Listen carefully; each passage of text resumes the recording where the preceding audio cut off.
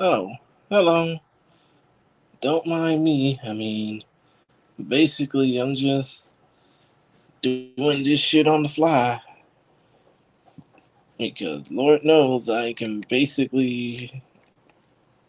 What am I trying to say? I'm just basically doing this by myself because nobody wants to get on here and talk about Rising with me on, I don't know, such a short notice that I can't really even think straight. But still, though, it just sucks that nobody wants to come on here and talk about Rising with me. So, fuck it. I guess this is gonna have to be the review. And, it's better if I do talk about it this way because, as much as I would like to go ahead and give out the link just to get y'all to join in, if y'all want to join in, it's really available. It's really pretty damn easy. And let me go ahead and do that right now just so that y'all can get noticed. Well, shit, actually, let me go ahead and see. I'm just getting so damn nervous that I'm basically just tripping all over my words here. See, there goes the link right there. Hopefully, it'll pop up in a few seconds. But still, though, if y'all want to check it out, feel free to go ahead and go on with me. I mean, I don't know, you guys. It's just real hard for me to try and do this shit by myself because I really don't want to do this shit alone. I really don't want to strike out and basically feel like I'm hitting the wall. But still, though, there's the link. If you want to go ahead and check it out, if you want to go ahead and talk about this with me, feel free to do so because I'm only going to be here for a short amount of time, anyways. But still, though, the reason why I'm on here, and I will keep the link up for a little bit longer before I get to talking about my first topic. Before I get to talk about the fights in general, is because when it comes down to Rising in Korea, and there were 11 fights that took place on this card, 9 MMA, 2 kickboxing that took place on this card from Paradise City in Seoul, South Korea. The atmosphere was intimate. It felt like it was in a ballroom, but the event was just amazing from top to bottom, from left, right, and center. It felt like watching, I don't know, a movie play out. All I'm just trying to say is that it was fun to watch. Like, so much fun, in fact, that I did not even think about trying to jot down entrance music for the fight card. And of course, I'll have to edit it in and post, but still, though, when it comes down to the Ryzen, when it comes down to the overall Ryzen experience, all it just was struck down to that particular ballroom and that particular event. Yeah, of course, they didn't have the Korean announcers like on site, and they didn't have a Korean ring announcer on site either, just the regular Ryzen Japanese voices, and obviously Lenny Hart. The experience of that show just felt amazing for such a small setup that they had on. But still, though, that's my overall thoughts about Ryzen in Korea. Now, as far as if I think they might do something like this again down the line, I can only hope so, but I was thinking more when the whole thing about this came up. I was thinking more about them doing it in a bigger venue, like a little small sports arena, or maybe even a small little baseball stadium. But still, though, when it came down to this particular event, when it came down to this show, it just felt amazing to even be a part of it and amazing to even watch it. But still though, I just hope that when it comes down to future events like this, it ain't gotta be like the RIZIN Landmark 7 card in Baku where it was just a long drag, even though it felt like breakfast and beatdowns to me because of the start time here in the States. But still though, when it came down to this particular card, I can only hope that they continue to do something like this, but just in a bit of a bigger venue. And as far as the pros and cons go, yeah, the pros were great experience, great atmosphere, great setup, despite the intimate backing. But the cons, I mean, let's just face it, and I really fucking hate to quote, our so-called president, but RIZIN did not send their best over to South Korea. And with the exception of the main event, and one of the two kickboxing fights, hell, both of the Usami brother fights, I mean, it almost felt like RIZIN was getting their asses handed to them. And rightfully so from the first few fights that took place.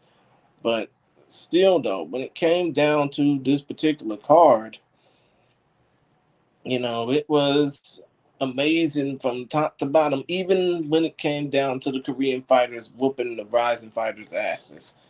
But still, though, that's just my thoughts about it. That's just my pros and cons about it. But now that there has been enough time, and I would say 5 or 6 minutes is enough time for y'all to join in. If you can't join in, I'm sorry. But, this is what happens when you post a link or get people noticing about this and nobody shows up. So, here we go. Thought I warned y'all, but hey, it is what it is. First fight on the docket, well, the main event, and we're going from main event on down. Roberto Satoshi de Sousa made Won Bin Ki, the danger, tap out. 50 seconds of round number 1, sending the fans home happy, yada, yada, yada. I mean, thoughts on Won Bin Ki when it came down to it? Hey, he was just no more than a local competitor. He was no more than a local jobber, so to speak. I mean, I wouldn't say local jobber in the case of... Oh, and wait a minute. I think I see a question from RIZIN Will Die, or RIZIN Won't Die in this case. And that is, when the RIZIN Japanese fighters won, they did so by boring decisions. When the Korean fighters won, they won by finishes and showed killer instinct. Why are the Japanese fighters so incompetent? Well, to quote Jay Wolf, they didn't know the assignment. I really thought that when it came down to RIZIN bringing their talent over to South Korea to fight on this card, that they would really show up with a game plan just to get ready to pounce on people, Instead, with the exception of a few, and by that I mean Shoko Sato, Kate Lotus Oyama, the Osami brothers, and yes, even Johnny Case. I mean, you could basically say half of these fighters barked like dogs but curled up like puppies, so to speak. You could basically say that some of these fighters, with their incompetence, just basically heaved over and died, so to speak, with the way how they performed in some cases. But still, though, when it came down to some of these fighters on this card, especially, half of the Japanese contingency, half of the RIZIN contingency, I think they could have done better by bringing in some better competition, so to speak. But still, though, point of the matter is, when it came down to Roberto Satoshi de Sousa submitting Won Bin Ki via first round submission, 50 seconds, round 1, rear naked choke. I mean, what do you expect from the Jiu-Jitsu wizard? The dude's dominant in all forms of, grappling, so to speak. Roberto Satoshi de Sousa is just, like what the name says, a jiu-jitsu wizard. If he's ready to take you down, he will take you down with a quickness and not think twice about it. I just think that when it came down to this fight, I'm not gonna ever complain about the fact that this fight ended too quick. I just think that when it came down to Won Bin Ki, he should have been prepared for it. And I think that when it came down to this particular fight, Homeboy was treated like nothing more but a local jobber. And I think when it came down to this fight, maybe it's a lesson for Won Bin Ki to realize, hey, maybe the international competition ain't really a good thing to face off against. Now, when it comes down to Roberto Satoshi de Souza, obviously this was a non-title fight. Obviously, I had my thoughts going into this fight, basically thinking, hey, this dude could get seriously hurt. This dude could get seriously injured. This dude could suffer a devastating loss, which he hasn't really tasted full-blown defeat.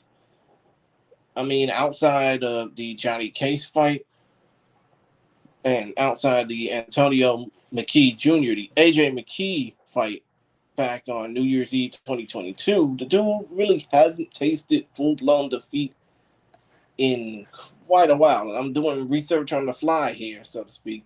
But the dude has not been made to be knocked out, or submitted since he got wrecked by Patricky Pitbull back at Bellator versus RIZIN 2, which was also Super RIZIN 2 back on July 29th, 2023. And that basically is what leads me now to think, when it comes down to the potential of Patricky Pitbull wanting to sign with RIZIN again, wanting to do something that he wasn't able to do in 2019, and that is win the RIZIN lightweight title, especially against somebody he already beat in Roberto. I think I would pay good money just to see that fight happen.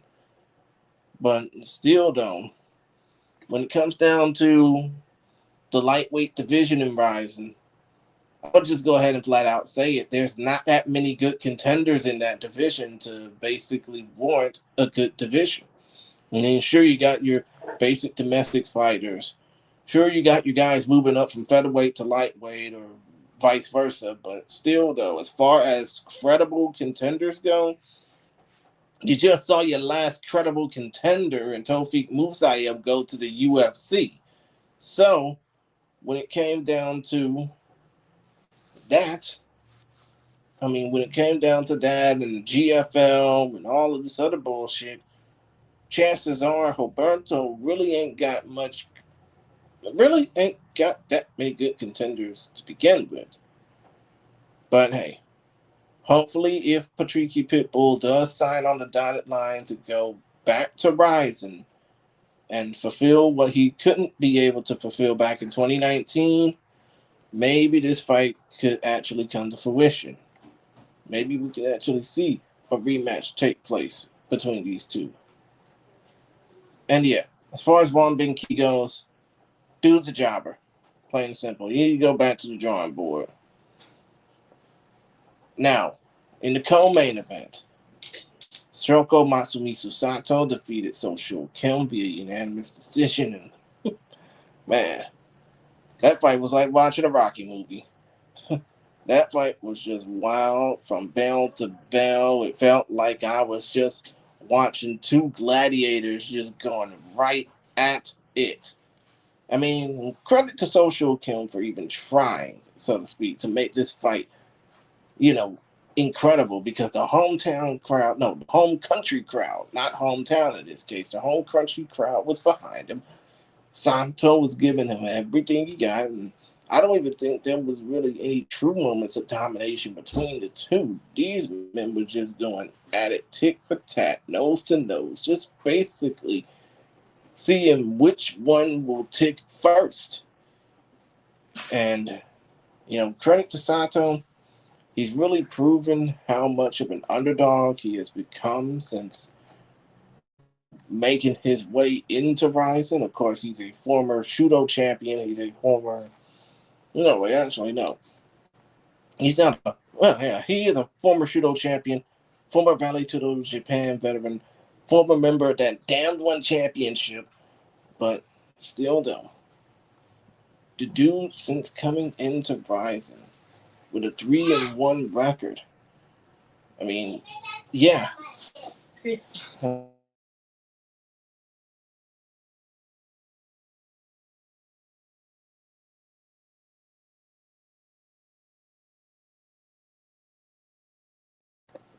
Sorry about that. But still, though, when it comes down to Shoko Sato, dude's 3-1 in RIZIN now as of this past weekend. I mean, yeah, all of his wins. He hasn't had a knockout win in almost 4 years. I mean, he hasn't been in title contention in any way since he was still in Shuto. But still, though, when it comes down to Shoko Sato, I mean, if he has more firefights like these, the sky may be the limit for him. Now, as far as Social Kim is concerned, I will probably mention this when I talk about the Ji Young Yang fight. But if his next fight ain't against Ji Young Yang in South Korea in a rolled up sea cage, preferably, like, what are we doing here? Because this fight was this was supposed to have been the next fight for Social Kim, the rematch with Ji Young Yang, but I guess we're gonna have to wait and see when that particular fight happens. Because let's face it, those two really warranted a return fight after that no contest happened. So I guess we'll have to wait and see on that. But Shoko Sato, I mean, if he has more firefights like that down the line, I would love to see him in contention to potentially face off against some of the top names in the bantamweight division. Just as long as it's not Danny Sabatello, because if he faces Danny Sabatello, he will get starched, pressed, and folded.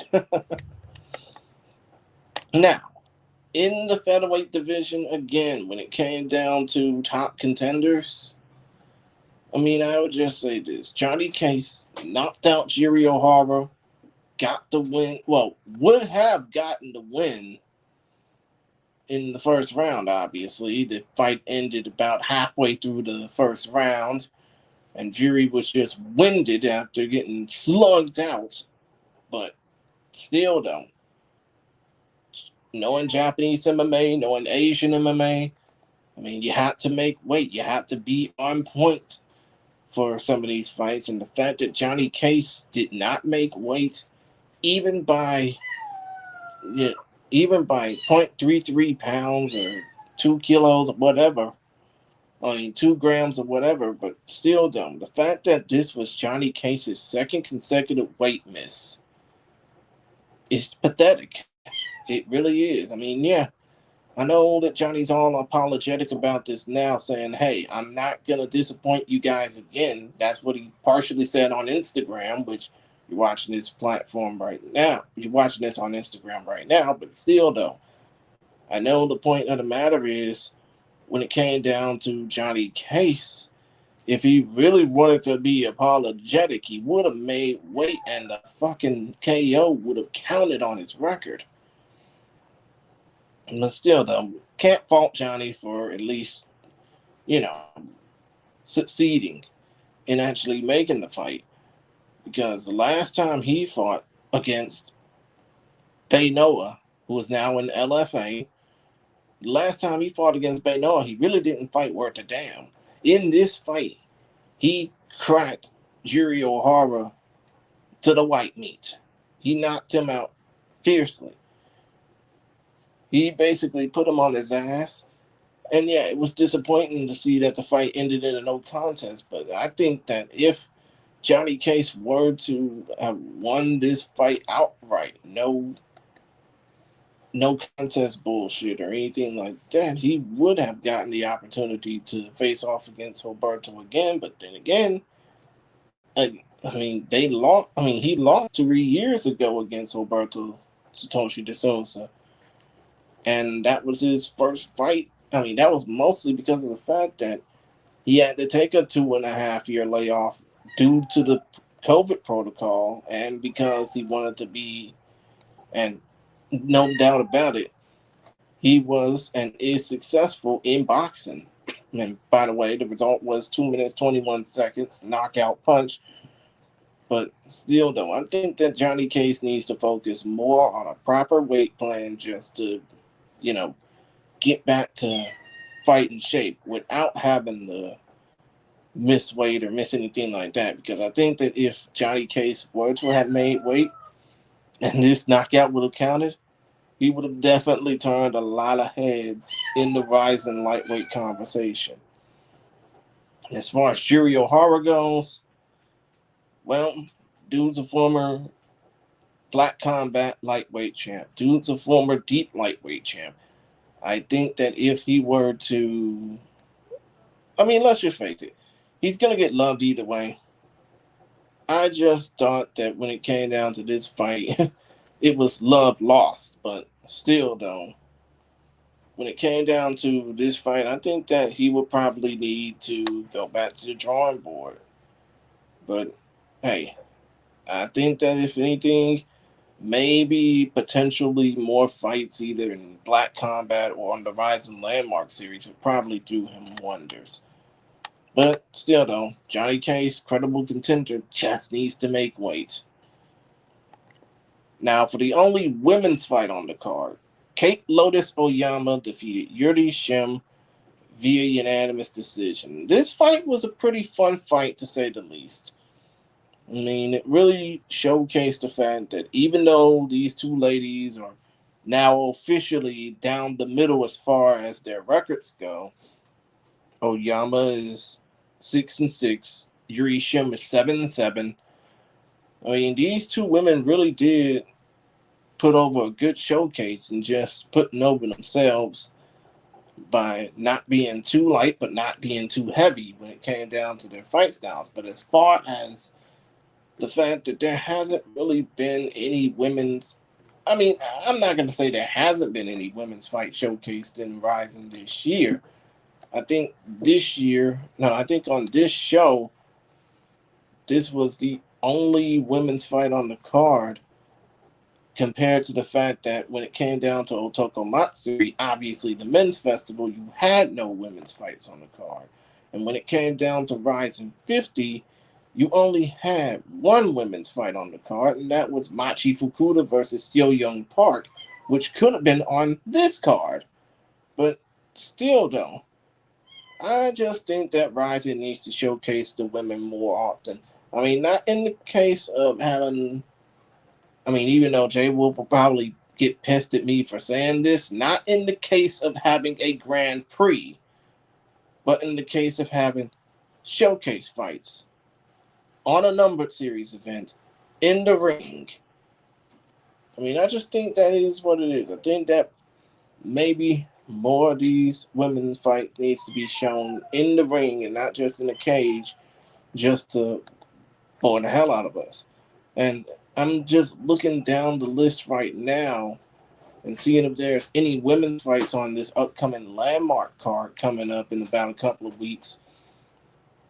I mean, so far, I am not seeing a damn thing. Well, actually, no. I am seeing one women's fight on the card. It's the aforementioned Machi Fukuda versus Haruka Hasegawa, a.k.a. Salt. But still, though, I just think that they need to do more effort. They need to put more effort in showcasing the women's divisions, especially atomweight on up. Because if they want more international talent to show up in RIZIN, then they're going to showcase these divisions. They're going to showcase the women's divisions more. At least I would hope so. But other than that, this fight was just too epic to call, and I think that when it came down to this fight, I just think that when it came down to this particular fight, could have been more, could have done more actually. But hey, they did enough for what they were able to do. But now this fight, Sho Patrick Usami versus Siwon Kim, a unanimous decision win for Usami.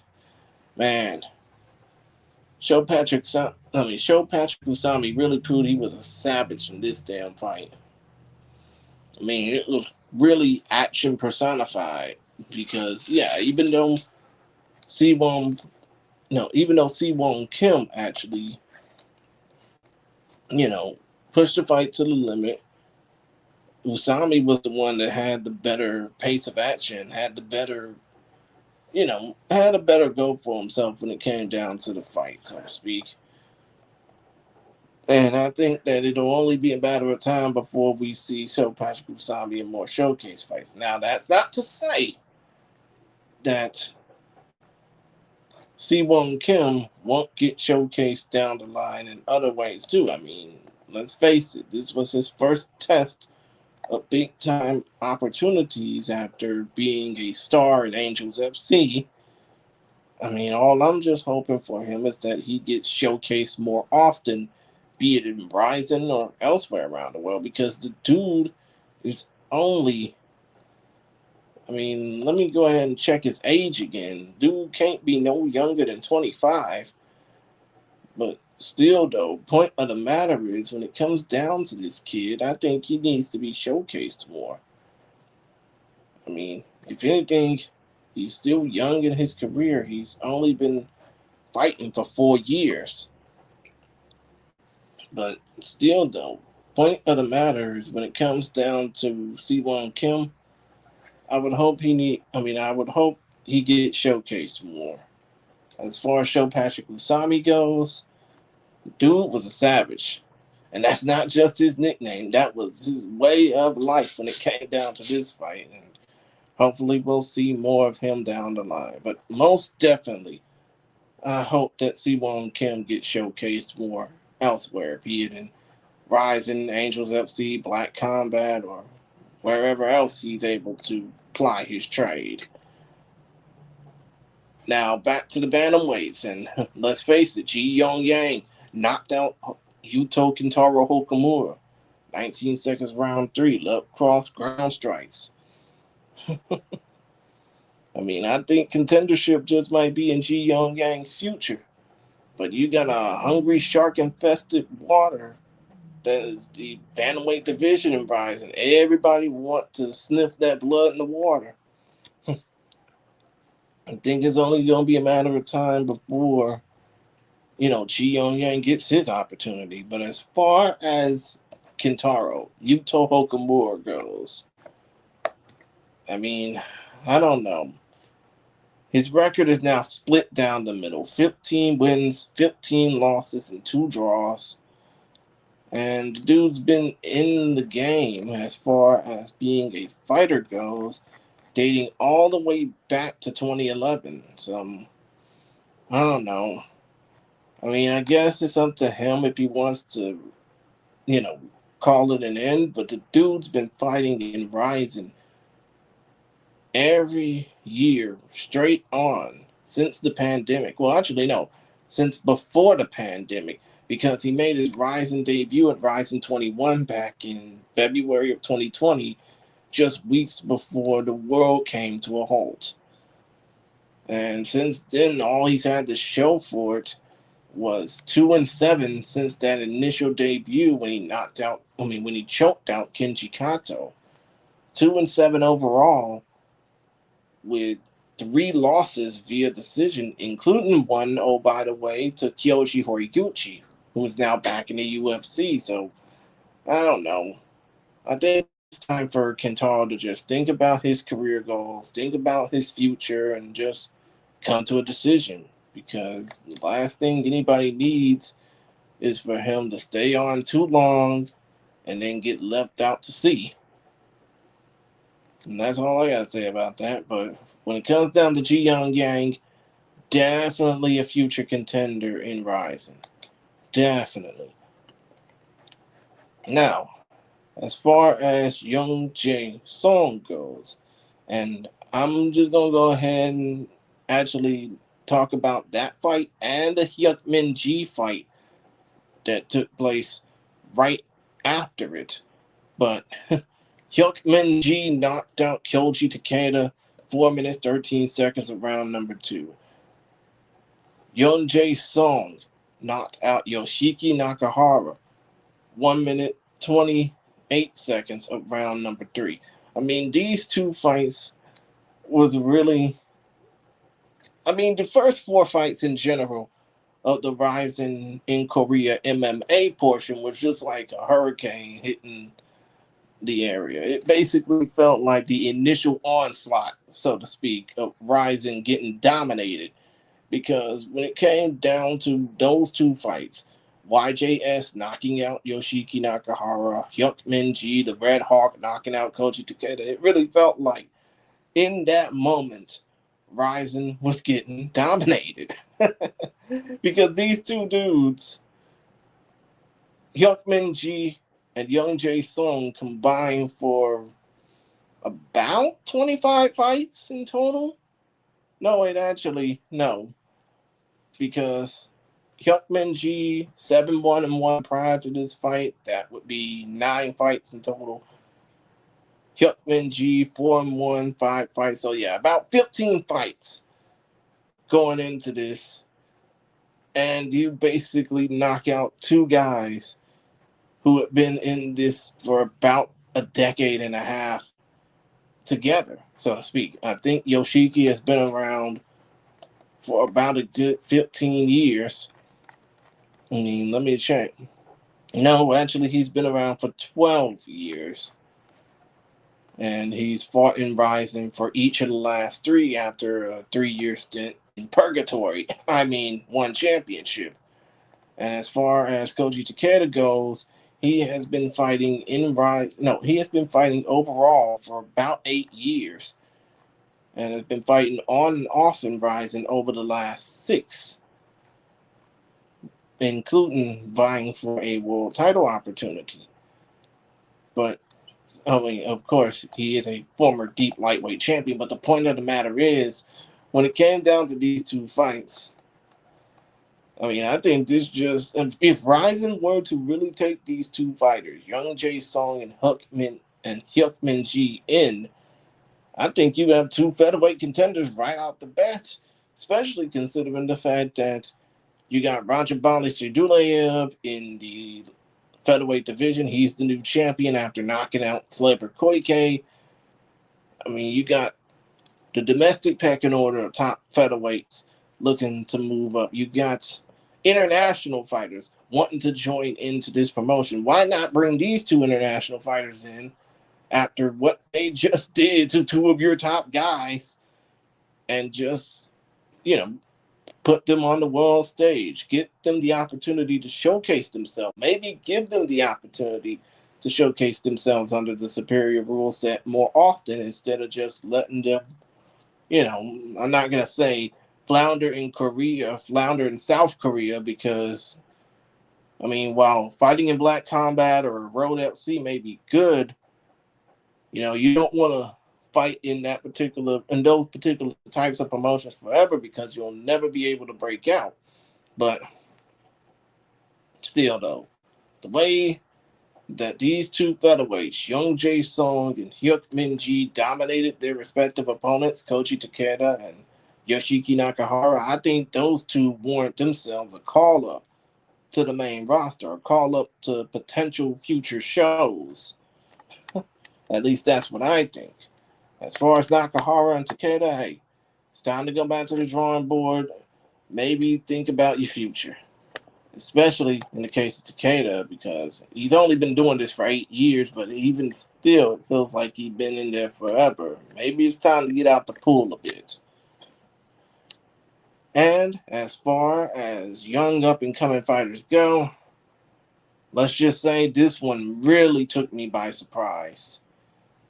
Korean kickboxing upstart Young Chul Kwan knocked out second-generation athlete Kota Miura. 2 minutes, 46 seconds of round number 1. Young Chul Kwan gets his first first overall MMA win. Kota Miura drops officially down to 2-3 as an overall mixed martial artist, or 2-4 in the case of, fighting in RIZIN in general. But still, though, I think this just accounts to the fact that aside from going to Thailand to fight in Bradford Stadium, aside from being big only on New Year's Eve, which I'm pretty sure that's his specialty date of choice, where he can get big name notice. But to me, if you can't basically back it up when you're not trying to be a novelty act, you're not going to get far in combat sports. I mean, and I'm not trying to bash the guy here. I mean, I know the kid is only 23. He just turned 23 3 days ago. What a fucked up way to celebrate your 23rd birthday, kid. But still, though, if you're basically bound to get KO'd like that, and people only see you as this guy that only come out for New Year's Eve and stuff like that, what's the point of you even continuing to fight, you know, when the spotlight isn't even the brightest on you? I mean, just saying, when it came down to this fight, the dude curled up like a damn puppy and just cried in the corner. I mean, yeah, credit to Young Chul Kwan making his professional MMA debut and beating the hell out of somebody that got a big time following. I mean, if this dude really proved that he was an unknown, then he sure as hell won't be now. All he just needs to get is another opportunity to shine, and hey, he a superstar. At least outside of South Korea and Japan, he gonna be a superstar if he keeps this going.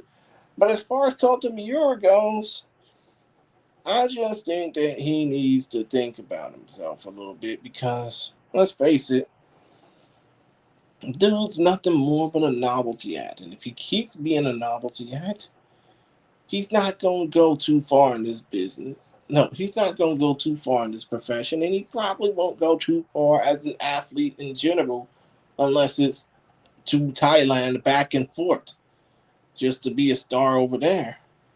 And I think that's probably the reason why people like Felipe King Hunter Masoni thinks this dude is nothing more but a fraud. I hate to say it, a fraud, a phony, a just basic average Joe. And I think that if Kota Miura don't shape up his act soon, he could be just that. He could be an average Joe that only was a flash in the pan for many people to see. And that's it. Other than that, great win by Young Chul Kwan. I hope that he gets his future come up down the line. That is, if he decides to make this a career. I mean, he's only 28. The future is still kind of on bright for him. I mean, can't really say that it's the outright end of your career when you've only just started, right? And as far as the kickboxing results go, I can say that the Seiya Inoue Byung-Jung Kang fight didn't really excite me all too well, even though Inoue defeated Kang via unanimous decision. I mean, it was interesting to watch that, don't get me wrong, but not quite as interesting as watching Sehun Choi, no, Sanhei Choi, or Sanhei Cho actually, facing off against Mason Hide Usami, the current Rise Super Welterweight World Champion.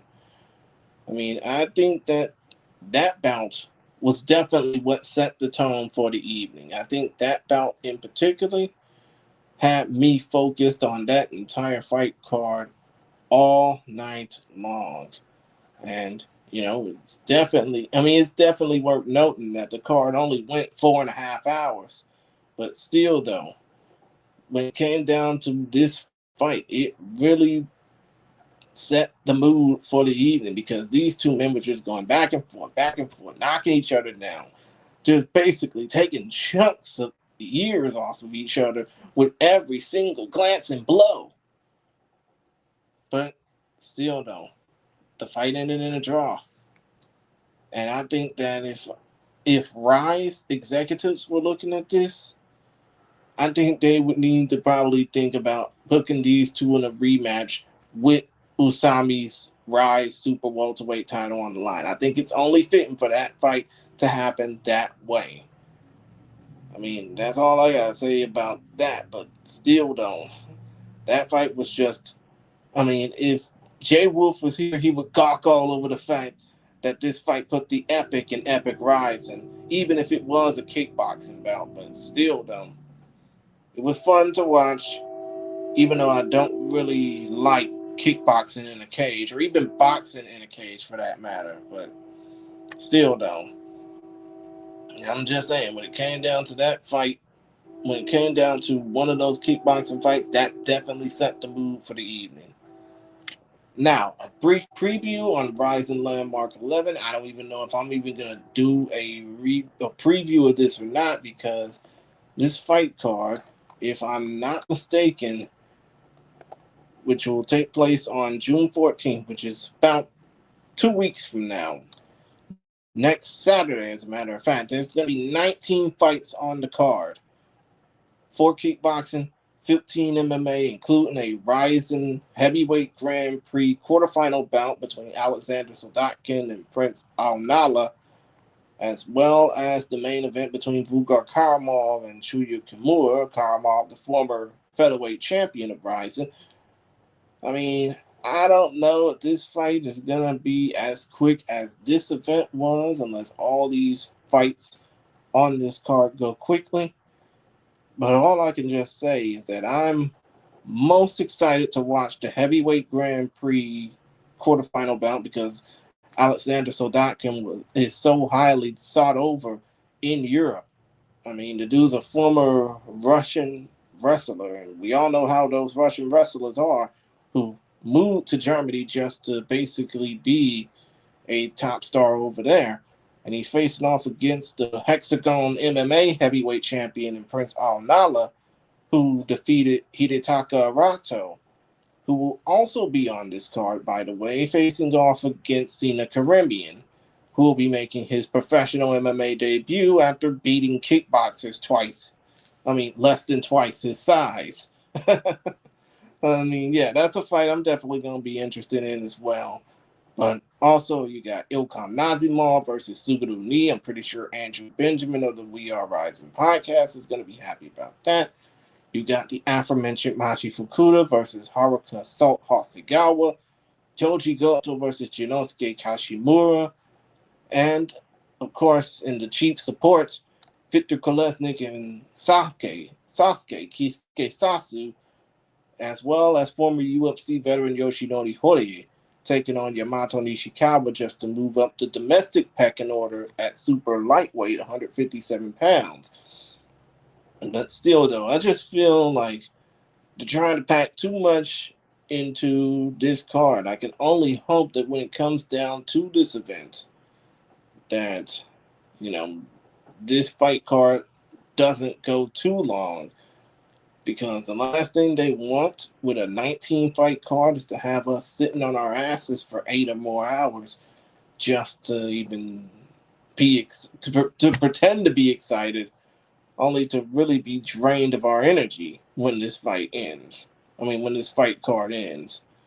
But still, though, my final thoughts about RIZIN in Korea: it was a fun card. It was an exciting event for the little intimate space they had, for the short amount of fights and fight time that they had, and even for the no contest that Johnny Case had. Again, it was a fun card. And yeah, it was split down the middle, 5-5-1. And yeah, I'm going to count that Johnny Case no contest as a win for RIZIN, but still, though, it was a fun fight card to watch, and I hope that y'all will, order the replay, check it out, and enjoy all the epicness that was RIZIN in Korea.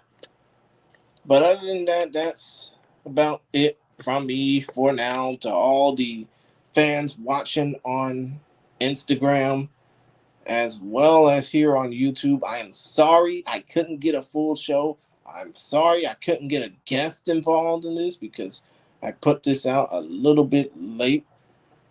I put this out to the point where nobody would be coming in to support me on time. I thank y'all for at least checking it out and viewing this shit, because without y'all, I wouldn't be doing this at all.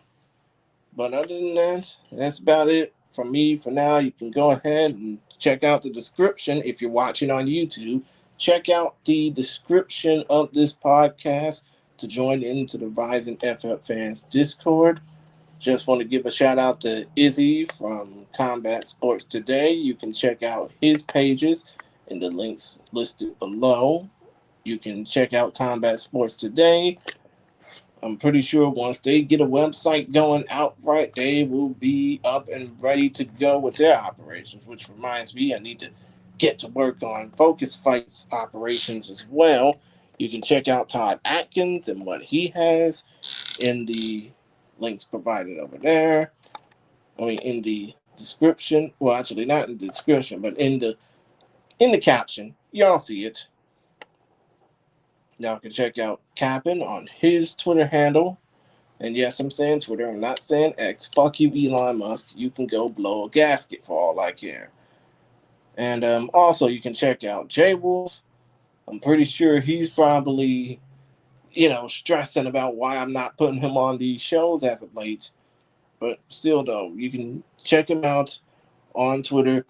His name is spelled that way on Twitter because it dates all the way back to when he was on the Yahoo and Short Dog message boards. And by the way, rest in peace to Jordan Breen, because if it wasn't for him, I don't think anybody would even be focused on caring about Japanese MMA as much as a lot of fight fans have done over the last 20 plus years, dating back to the days of Pride FC. But still, though, if you want to check out Jay Wolf, his handles are in the caption. And you know what? You can go ahead and check out my links and check out the link tree for the podcast as well. Because I know that y'all want to check out more of what I got, or at least if y'all want to check out more of me, I would appreciate if y'all did. But still, though, when it comes down to this fight card, well, actually, when it comes down to what's next, I got a podcast episode with two people that I know from my past in Texas independent professional wrestling. That's going to get put out within the close of this week, within the close of business this week. So, be on the lookout, be on the listen for it. Feel free to check it out, share it.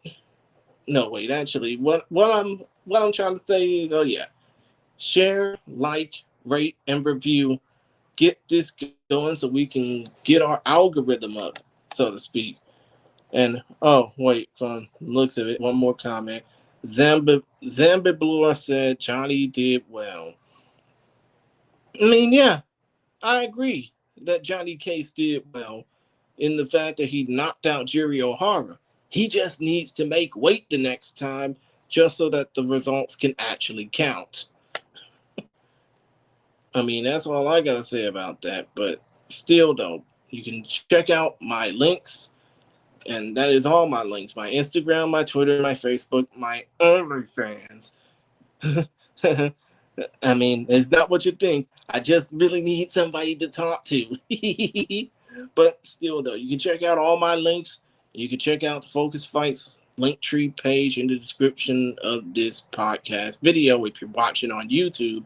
And again, be on the listen for a brand new episode of Focus Fights audio coming out within the next few days. Like I said, I got two people I'm talking to from my Texas independent wrestling past. So, I look forward to putting that out there and sharing that with the masses. But other than that, I thank y'all for checking out this very, very brief, in my case, edition of Focus Fights Audio, the video edition on both Instagram and YouTube. I don't know if I'm going to be doing this much on Instagram because I really haven't checked the Instagram feed on this. But still, though, when it comes down to this fight card, I really hope y'all check out the replay. And as far as RIZIN Landmark 11 goes in 2 weeks' time, I don't even know if I'm even going to be doing a full preview for this. Maybe a full review. Who knows? All I'm just saying is, share, subscribe, rate, and review. Get this going to get the algorithm going. Other than that, I'm just about done. That's it from me for now. I thank y'all for listening.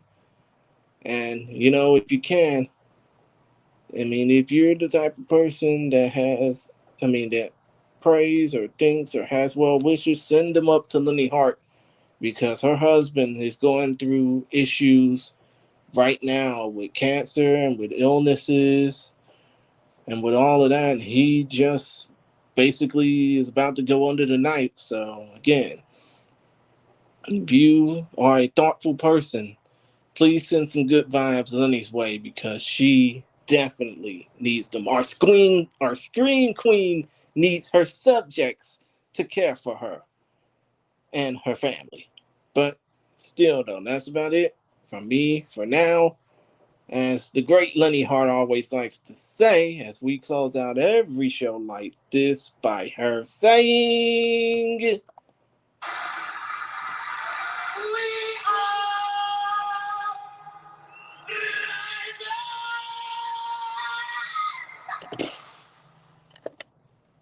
And we out. Peace. I don't know if I'm going to be doing this next time, hopefully with a full board of people, but hey, I'll talk to y'all next time, and I'll holla.